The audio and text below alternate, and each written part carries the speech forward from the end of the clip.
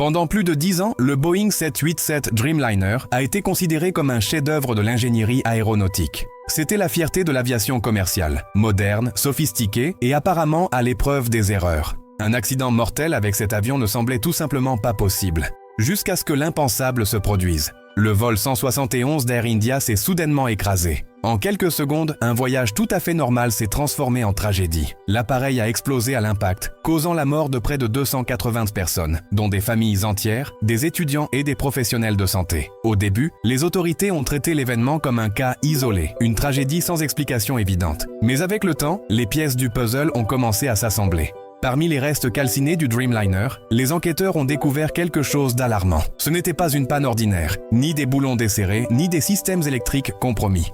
Ce qu'ils ont trouvé était bien plus grave, une faille structurelle profonde, si critique, si inacceptable, qu'elle a placé toute l'industrie aéronautique en alerte maximale. Aujourd'hui, le joyau technologique de Boeing fait face à un procès mondial. Le Boeing 787 Dreamliner, une machine qui symbolisait le sommet de l'aviation moderne, représente désormais une menace invisible qui a failli provoquer une catastrophe totale. On ne parle plus d'un accident isolé, mais de la fragilité d'un système auquel des millions de personnes font confiance chaque jour, sans savoir à quel point ils sont passés près du désastre. C'était le 12 juin 2025. Le vol 171 d'Air India avait décollé d'Ahmedabad dans des conditions parfaites. Ciel dégagé, pas de turbulence. L'avion, entre les mains d'un équipage expérimenté, a pris son envol comme n'importe quel autre jour. Mais ce calme fut de courte durée. À seulement 625 pieds du sol, le Dreamliner a commencé à perdre de la portance. Il est entré en décrochage et presque immédiatement a plongé vers le sol. Les enquêteurs ont plus tard décrit la scène comme une chute libre contrôlée. Une expression aussi glaçante que déconcertante. L'impact fut brutal. L'avion s'est écrasé contre un bâtiment du BG Medical College, provoquant une explosion infernale qui a consumé acier, béton et vies humaines. Les moteurs GE, réputés pour leur efficacité et fiabilité, ont été réduits au silence. Le capitaine a eu le temps d'émettre un signal de détresse, qui a été interrompu à mi-parcours. Le chaos au sol était indescriptible. Les équipes de secours ont retrouvé des corps calcinés, des jeunes piégés dans leur dortoir, des familles entières réduites en cendres. Un seul survivant, éjecté de l'appareil comme par miracle, est devenu le seul témoin de l'impossible. Mais au milieu de tant de douleur, une question a commencé à résonner. Comment un des avions les plus avancés de la planète a-t-il pu s'effondrer, sans même avoir complété sa première minute de vol? Les enquêteurs ont exploré toutes les pistes possibles. Ils ont examiné les moteurs, inspecté les volets, recoupé chaque donnée météorologique du jour de l'accident. Mais rien ne pouvait expliquer la tragédie, jusqu'à l'ouverture des boîtes noires. Et c'est là qu'ils ont trouvé quelque chose de troublant. Pas à cause de ce qui était enregistré, mais à cause de ce qui manquait. Un vide d'information à un moment critique. Un silence qui ne pouvait s'expliquer que par une chose. Une panne invisible, plus profonde que ce que quiconque avait anticipé. Les enregistreurs de voix et de données de l'avion, partiellement fondus dans les débris, ont mis des heures à être récupérés et des jours à être décodés. Lorsqu'ils y sont enfin parvenus, ce qu'ils ont entendu les a glacés. Il n'y avait pas de cris, ni de panique, juste de la confusion. Les pilotes ne semblaient pas lutter contre une panne mécanique classique. Ils semblaient déconnectés de l'avion, comme si celui-ci ne répondait plus. Ce qui est venu ensuite était encore plus inquiétant. Les scientifiques ont examiné les données de poussée, de vitesse et l'activité des moteurs. Et c'est là que la vérité est apparue. Les moteurs n'avaient pas lâché. Ils ne s'étaient jamais arrêtés. Ils étaient au ralenti, pas à cause d'un dysfonctionnement, mais parce que le système numérique qui contrôle leur fonctionnement, appelé FADC, n'a jamais détecté que l'avion avait décollé. Pour le cerveau électronique du 787, le vol 171 n'avait jamais quitté le sol. L'avion ignorait littéralement qu'il volait, et n'a donc pas activé ses modes de fonctionnement critiques.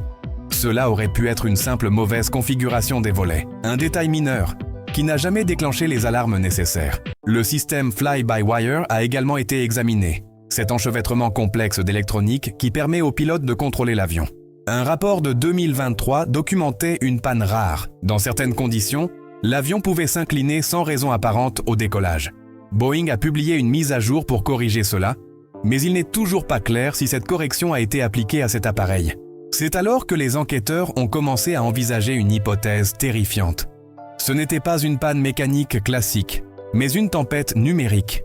Une série d'erreurs invisibles dans une machine si sophistiquée qu'elle s'est effondrée sans se casser. Et plus les enquêteurs avançaient, plus l'histoire devenait sombre. 2 heures avant l'accident, le même avion, immatriculé VTB, avait volé sans incident de Delhi à Ahmedabad. Certains passagers avaient signalé des détails qui semblaient vraiment mineurs à l'époque. Écrans éteints, panne de climatisation, des problèmes mineurs ou des avertissements passés inaperçus. Selon les registres, l'avion avait passé sa dernière inspection complète en mars. Mais un audit a révélé un fait alarmant. 15% des techniciens aéronautiques non certifiés manquaient en Inde, y compris chez Air India. Avec une demande croissante et des délais de maintenance réduits, de nombreuses inspections étaient réalisées à la hâte, sous-traitées ou même écourtées. Et le Dreamliner n'est pas un avion facile à entretenir. Ces systèmes ne se comprennent pas à première vue.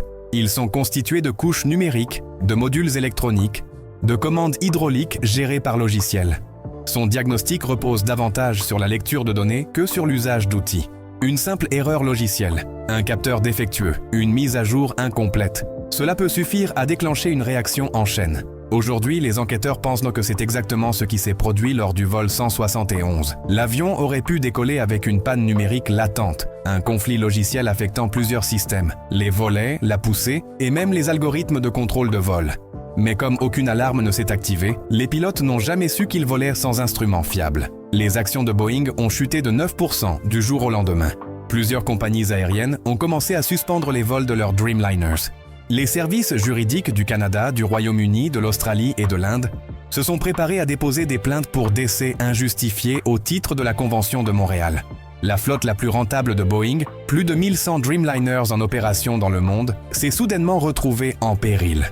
Mais le plus grave n'était pas les pertes économiques, ni les procès. C'était ce qui était en jeu pour Boeing, sa réputation, sa vision de l'avenir. Le Dreamliner avait été vendu comme l'avion le plus intelligent, léger et efficace du ciel. Et maintenant, le monde se posait une question inquiétante. Que se passe-t-il lorsque cette intelligence devient sa plus grande vulnérabilité? Certains parlaient d'assemblage précipité sur le fuselage. D'autres pointèrent du doigt des mises à jour logicielles critiques jamais appliquées. L'un des documents les plus alarmants a émergé d'archives censurées.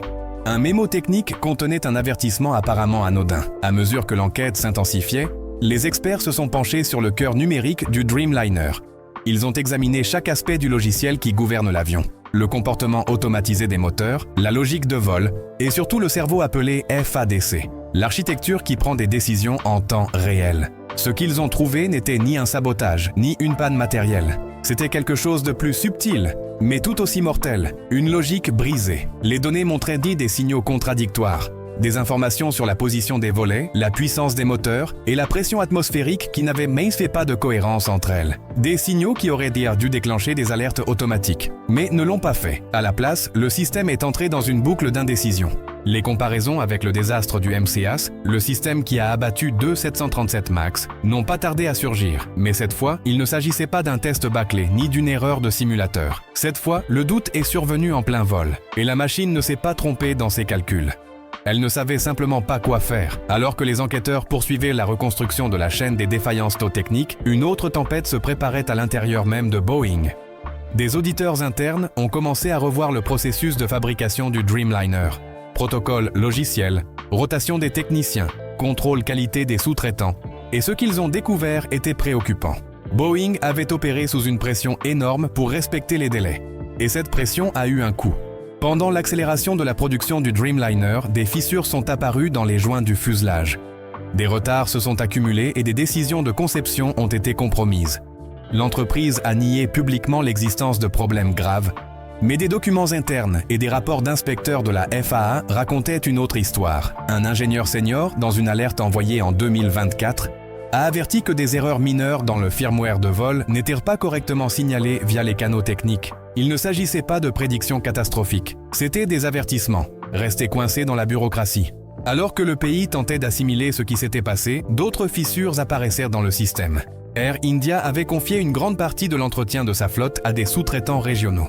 Et bien que le Dreamliner soit une merveille technologique, ces systèmes exigent une précision quasi chirurgicale pour fonctionner correctement. Mais sous pression, cette précision devient un luxe. Le résultat, un avion moderne conçu pour être intelligent qui a tout simplement mal interprété la réalité. Et il l'a fait à seulement 625 pieds du sol. Trop bas pour corriger, trop tard pour survivre. Au-delà des erreurs techniques, La tragédie a eu un impact brutal sur la vie quotidienne. Les hôpitaux d'Ahmedabad ont été submergés. Les unités pour grands brûlés étaient débordées. Les identifications ADN ont pris des semaines. Et les centres de soutien psychologique ont rapporté des centaines de cas de traumatisme parmi les secouristes. Beaucoup ont décrit une odeur inoubliable, un mélange de carburant et de chair humaine.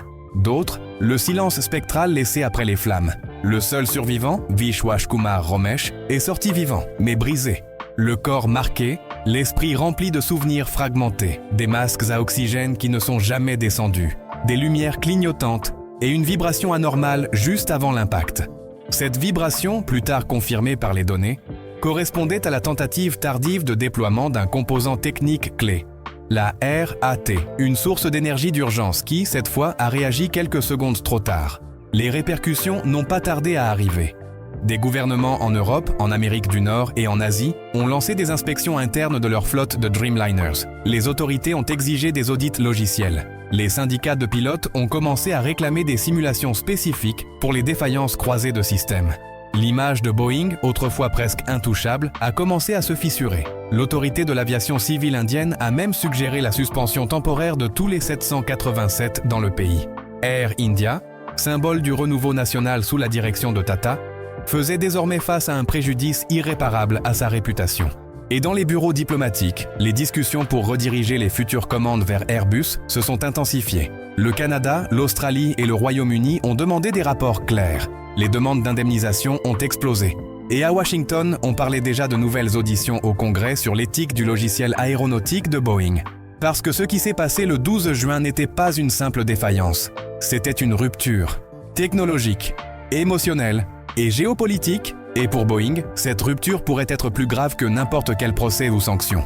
Car cette fois, l'ennemi ne venait pas de l'extérieur. J'espère que cette vidéo vous a plu et que vous avez appris quelque chose de nouveau. N'oubliez pas de liker, de vous abonner et d'activer la cloche pour ne rien rater de notre contenu. À la prochaine!